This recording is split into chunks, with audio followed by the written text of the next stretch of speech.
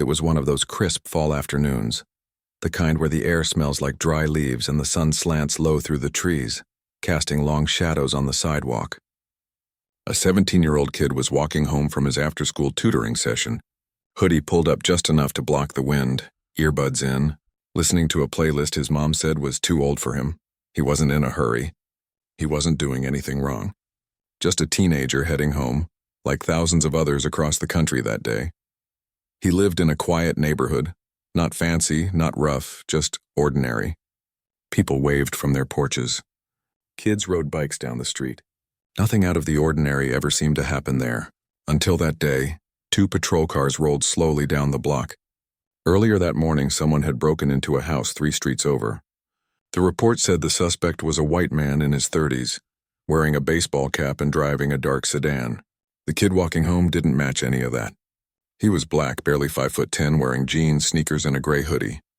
But when the officers saw him near the scene of the earlier break-in, even though he was just passing by, they pulled over. One officer stepped out first, hand resting near his belt. "Hey, son, can you stop right there?" The kid paused, pulled out one earbud, and turned. He'd been taught what to do in situations like this. Stay calm, keep your hands visible, speak clearly. "Yes, sir." "Where are you headed?" "Home, just got out of tutoring." "You live around here?" "Yes, 2 blocks that way." The officer nodded but didn't relax. His partner had gotten out of the second car now, watching closely. "You see anything suspicious around here today?" "No, sir. Wasn't even here this morning." Then came the moment that changed everything. The kid reached into his pocket, not fast, not sudden, but just to grab his phone. "I can call my mom if you want. She'll tell you where I was." That's when everything went wrong. "Don't move," the first officer barked, stepping forward. "I'm just getting my phone." Before he could finish, the officer grabbed his arm and shoved him hard against the side of the patrol car. The kid gasped, stunned. "I didn't do anything," he cried, voice cracking. "Stop resisting," the second officer shouted, even though the kid hadn't fought back. He was just trying to stay upright, hands up, repeating, "I'm not resisting, I swear." But it didn't matter. One officer twisted his arm behind his back while the other pushed his face into the car window. The kid's glasses fell to the ground. Someone nearby yelled, "Leave him alone!" But the officers didn't stop. Then came the first punch. It wasn't clean. It wasn't controlled. It was angry. The second officer hit him in the ribs, then again in the side of the face when he turned his head. The kid crumpled to his knees, crying out, not just from pain, but from fear. "Please, I didn't do anything. Please." A few neighbors had come out of their houses now. One woman started recording on her phone. Another yelled, "This is on video." "We see you." But the officers seemed locked in, like they couldn't hear anyone but themselves. The kid tried to curl into himself, arms over his head, but one of the officers yanked him up by the collar. "You think this is a game?" he growled. That's when the kid saw it. His phone lying just a few feet away on the sidewalk, screen still lit. With everything he had left, he lunged for it, fingers brushing the edge. A man standing nearby kicked it closer. The kid grabbed it, fumbled with the lock, and with shaking hands tapped the very first contact in his favorites. "Dad." He didn't have time to say much. Just 3 words before the line connected. "Dad, they're hurting me." On the other end, his father was in the middle of a high-level meeting. Suits, serious faces, policy papers spread across a long table. But the second he heard his son's voice, broken, scared, barely above a whisper, he knew. He didn't ask questions. He didn't hesitate. "Stay on the line. Don't hang up." "I'm coming." He stood up so fast his chair tipped over. "Cancel everything," he told his assistant, already striding out the door. "My son's in trouble." Back on the street, the officers still didn't know who they were dealing with. They thought they were just handling another unruly kid. They had no idea that the man now speeding toward them in a government vehicle was the state's top law enforcement officer, the one person who could and would hold them fully accountable. The kid stayed on the phone, sobbing quietly into the receiver, blood dripping from his nose onto the sidewalk. Every breath hurt, but he kept the line open, because in that moment that call wasn't just to his dad, it was his lifeline. Neighbors formed a loose circle around him, not interfering, but making sure the officers knew they were being watched. One older man said firmly, You better hope his dad doesn't find out what you just did. The lead officer scoffed. Who's his dad? The mayor? No one answered. They just kept filming.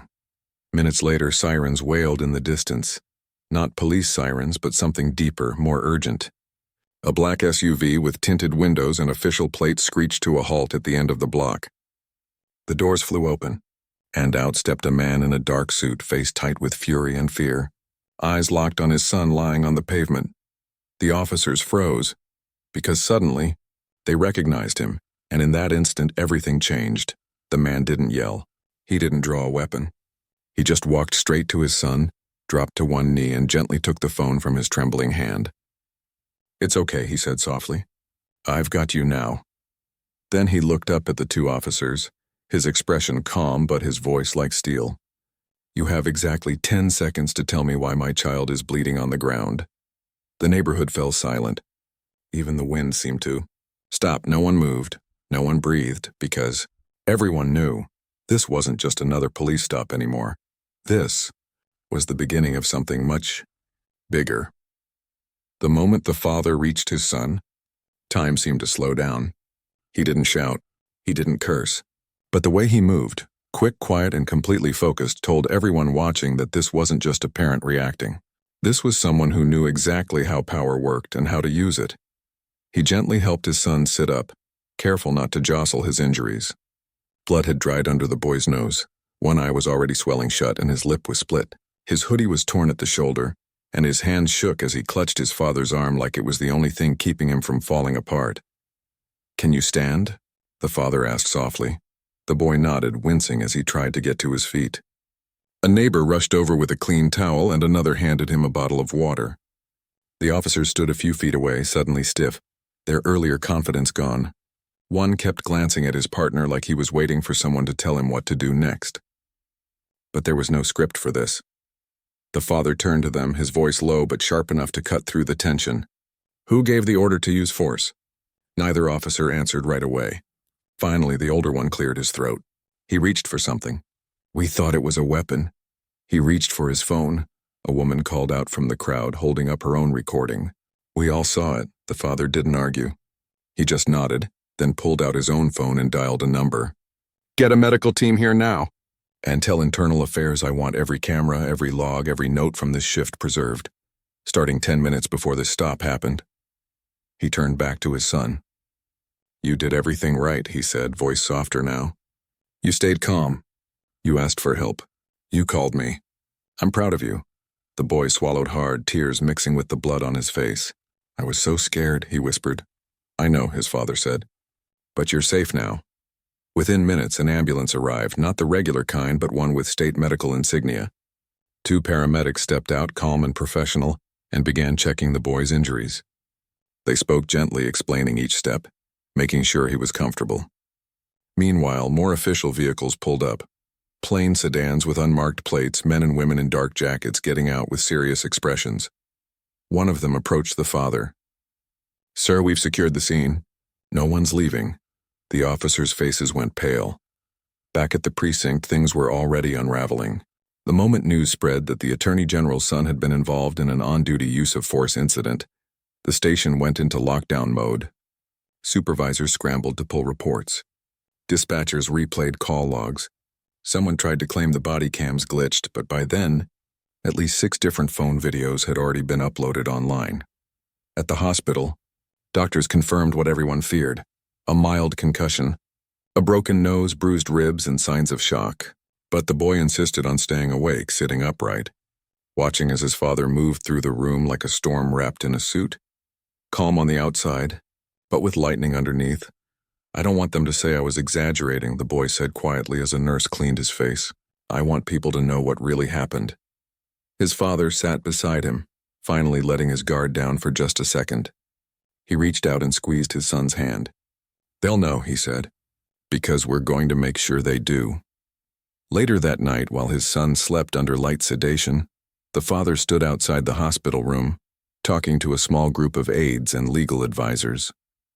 There was no anger in his voice now, just cold, clear purpose. This wasn't just about my son, he told them. This happens every day to kids who don't have someone like me to step in. That ends now. He called a press conference for the next morning, not at the usual government building, but right outside the hospital entrance. Reporters showed up before sunrise, cameras ready, microphones in hand. When he walked out, he didn't read from a script. He just spoke like a father, not a politician. My son was walking home from tutoring, he began, voice steady.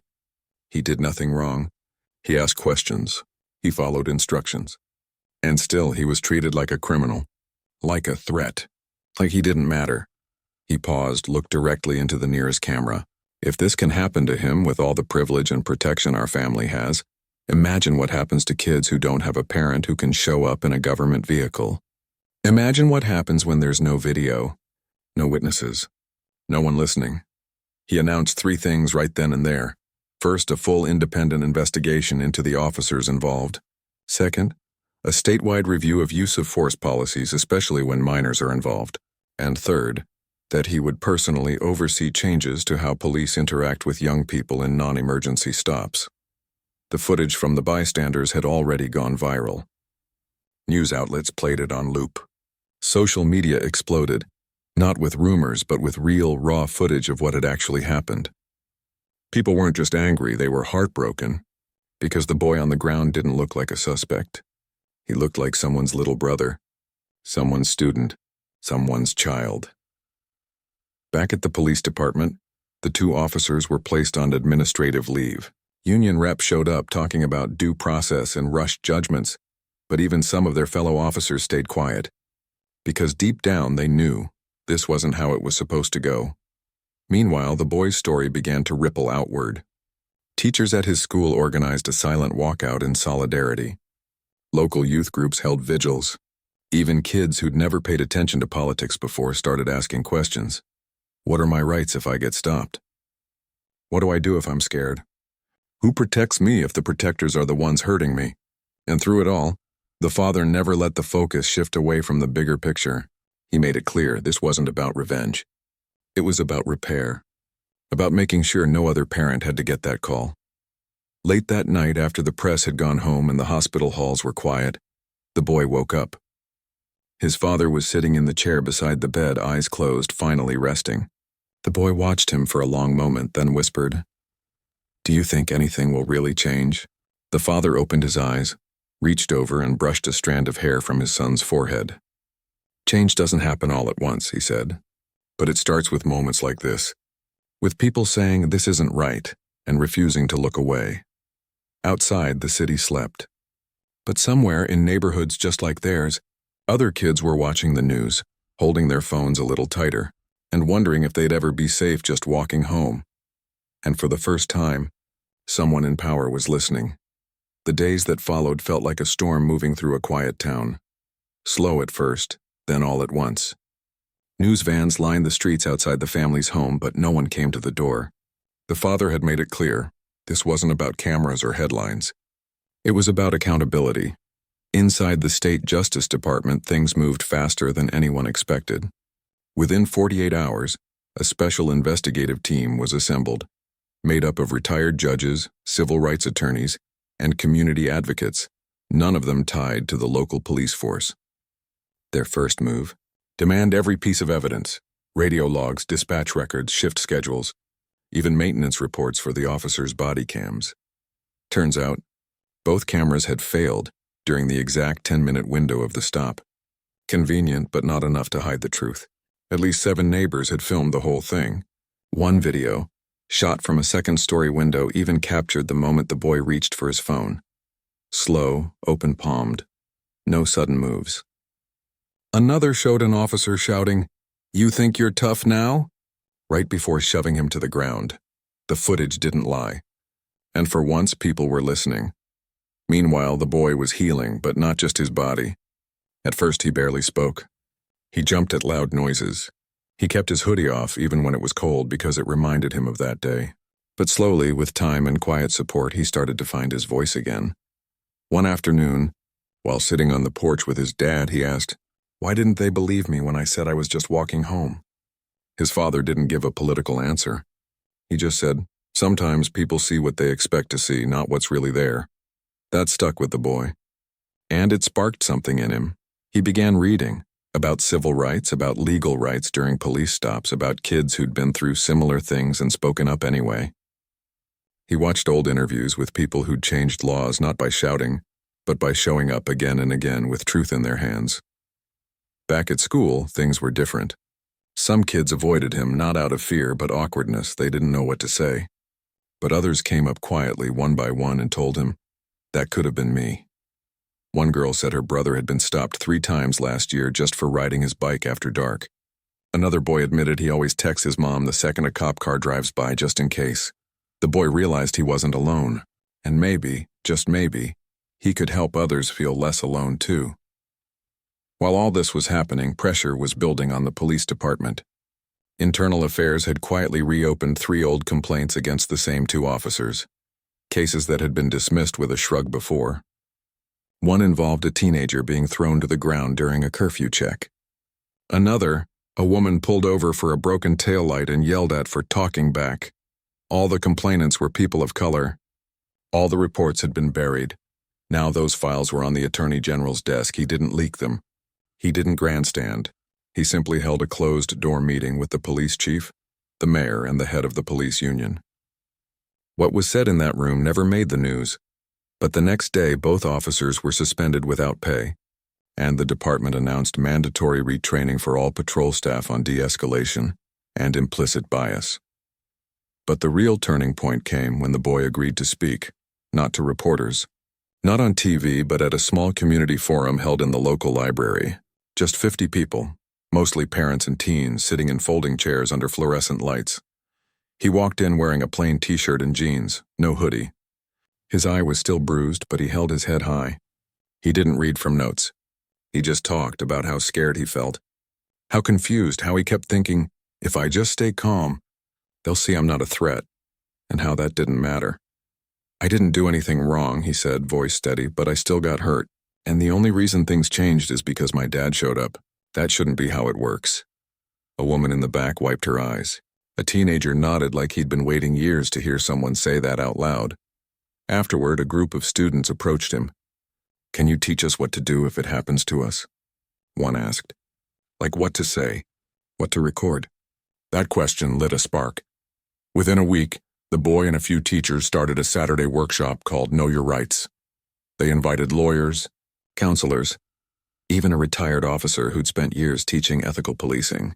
They practiced scenarios. What if they ask to search your bag? What if they tell you to get on the ground? What if you're scared but don't want to look guilty? They didn't teach kids to distrust police. They taught them to protect themselves with knowledge, not fear. Back in the state capitol, the Attorney General used his son's experience to push for real change. He introduced emergency guidelines requiring that any stop involving a minor under 18 must be recorded from start to finish, and if body cams fail, the officer must file a written explanation within an hour. He also proposed a new rule. No physical force allowed during routine stops unless there's an immediate threat to. Safety critics called it anti-police. Supporters called it long overdue, but the most powerful moment came during a legislative hearing. The boy sat in the front row, silent, as lawmakers debated the new rules. One older senator argued, "Officers need discretion in the field. You can't tie their hands." Then the Attorney General stood up. He didn't raise his voice. He just turned to the room and said, "My son had discretion too. He chose to stay calm. He chose to ask questions. He chose to call for help. And still he was beaten. If discretion means some kids get crushed while others walk away untouched, then maybe it's time we redefined what discretion really means." The room fell silent. Later that night, father and son sat on the back porch again, drinking hot chocolate. The air was cooler now, fall turning toward winter. "You're proud of me, right?" the boy asked, half joking. His father smiled. "I've always been proud of you. But today I was proud to stand beside you." The boy looked out at the street, the same street he'd walked that terrible afternoon. It looked the same, but everything had changed, because now when kids walked home, they walked a little taller. They knew their rights. They knew someone was listening, and they knew that sometimes one phone call and one family's courage could start a wave that reached far beyond their own front door. As weeks turned into months, The story that began with a scared kid on a sidewalk didn't fade away like so many others do. Instead, it grew roots in classrooms and community centers, even in police stations.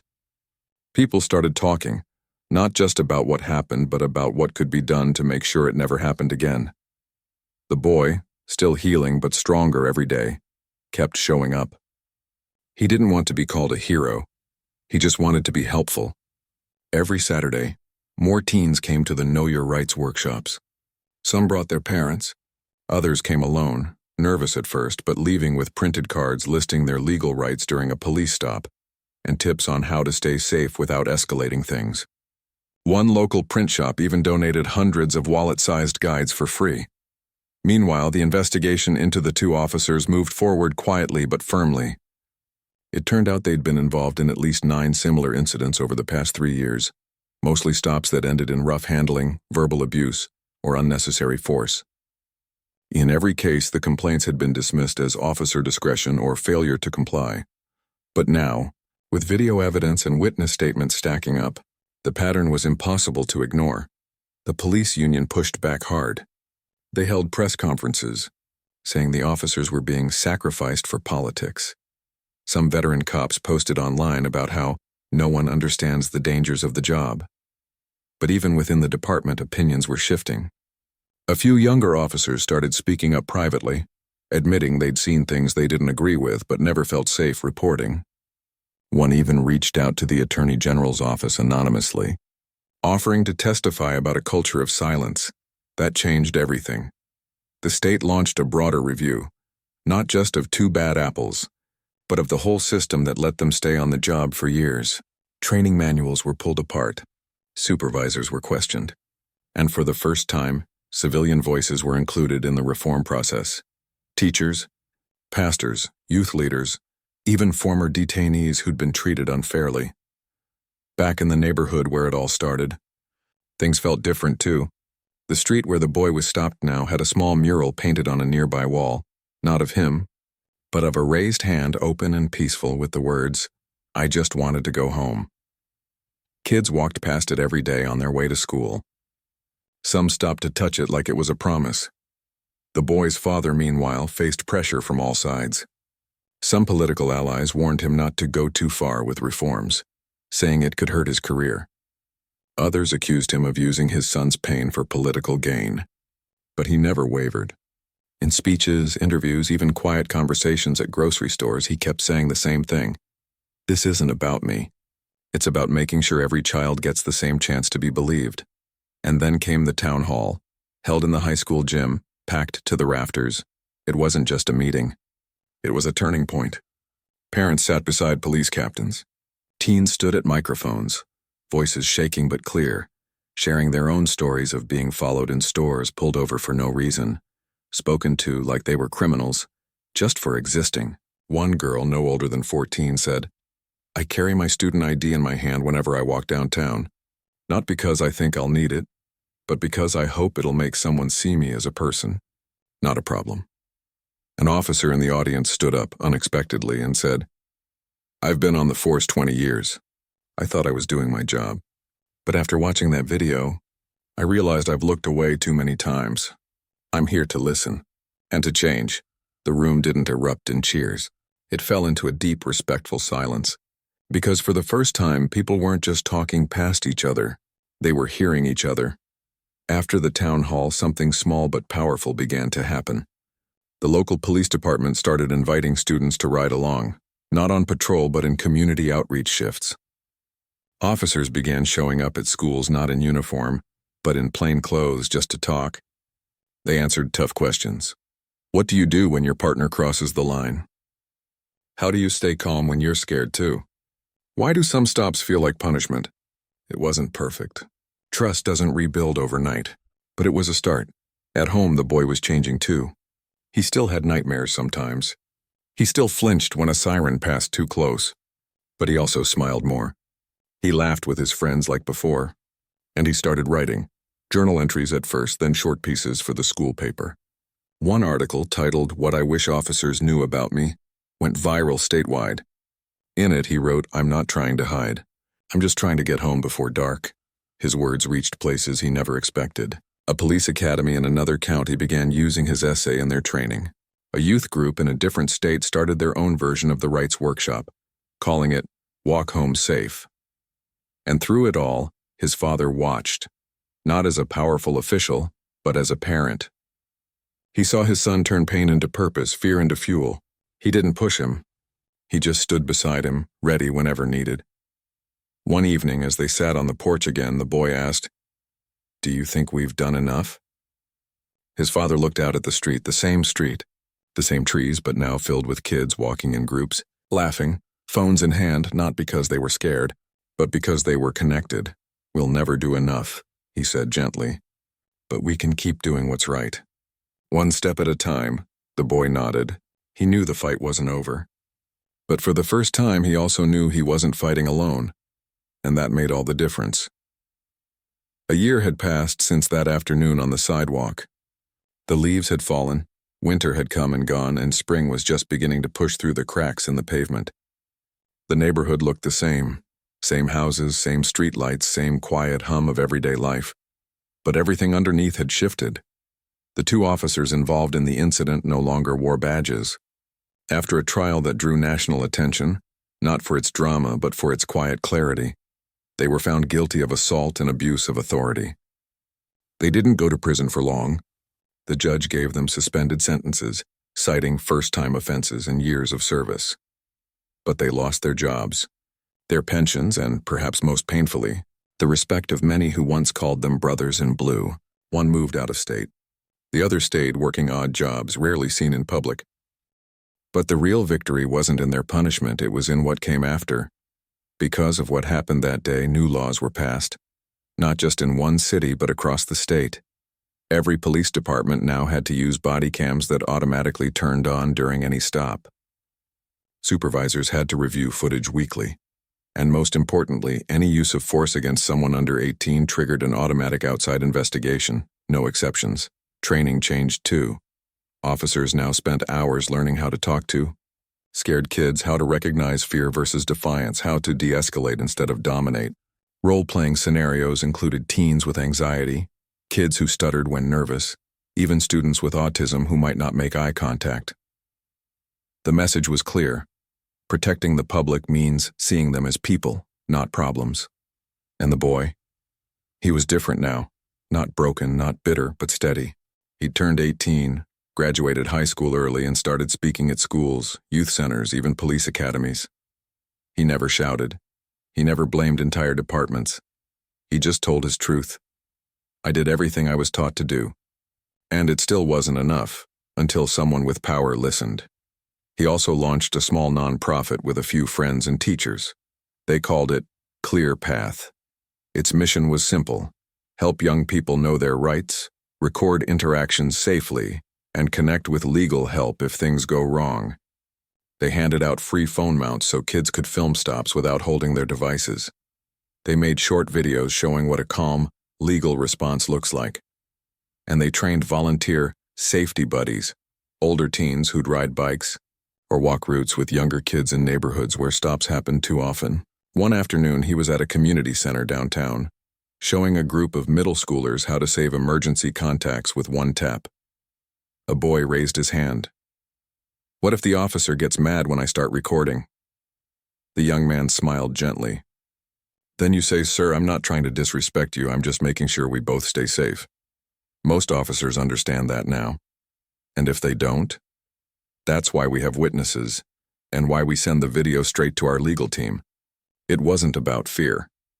It was about fairness." His father watched from the back of the room, arms crossed, quiet pride in his eyes. He didn't interrupt. He didn't take over. He just let his son lead. Because that's what this was always about. Not protection from the outside, but power from within. Later that week, the young man was invited to speak before a national committee in Washington. Reporters asked if he felt lucky that his dad was who he was. He paused, then said something that stuck with people. "I shouldn't have needed luck to survive walking home. No kid should. Justice shouldn't be something you inherit, it should be something you're guaranteed just for being human." Those words were quoted everywhere. But the real impact happened in quieter places, in classrooms where teachers now included civil rights in their lessons, in precincts where sergeants reminded rookies that kid could be someone's son, and in homes where parents finally had honest talks with their children about how to stay safe without losing their dignity. Back in his old neighborhood, something small but beautiful began to happen. Kids started walking together after school, not because they were afraid, but because they looked out for each other. They'd wave at patrol cars now, not with fear, but with cautious respect. And sometimes officers would slow down, roll down their windows and ask, "Everything okay today?" It wasn't perfect, but it was progress. One spring evening, the young man was walking that same route he'd taken a year before. Hoodie in his backpack, not on his head. Headphones in, but one earbud out, just in case. As he passed the spot where it all happened, he didn't flinch. He just paused for a second, looked around, and kept walking. A few blocks later, he saw a younger kid, maybe 13, standing on the corner, looking nervous as a patrol car idled nearby. The officer had stepped out, asking questions. The boy's hands were in his pockets, shoulders hunched. Without thinking, the young man walked over. "Hey," he said calmly to the kid. "You good?" The officer glanced at him, recognized him instantly, and gave a small nod. No hostility, just acknowledgement. The younger boy looked up, eyes wide. "Yeah, I think so. You know your rights?" the young man asked softly. The kid shook his head. So he stayed. Not to interfere. Just to stand there, present, calm, a quiet reminder that someone was watching, someone cared.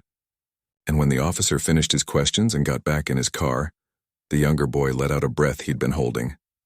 "Thanks," he whispered. "No problem," the young man said. "Next time, keep your hands out of your pockets when you talk to them. And if you're scared, just say, 'I'm nervous, but I want to cooperate.' It helps." The kid nodded, then asked, "Are you the guy from the video?" He smiled.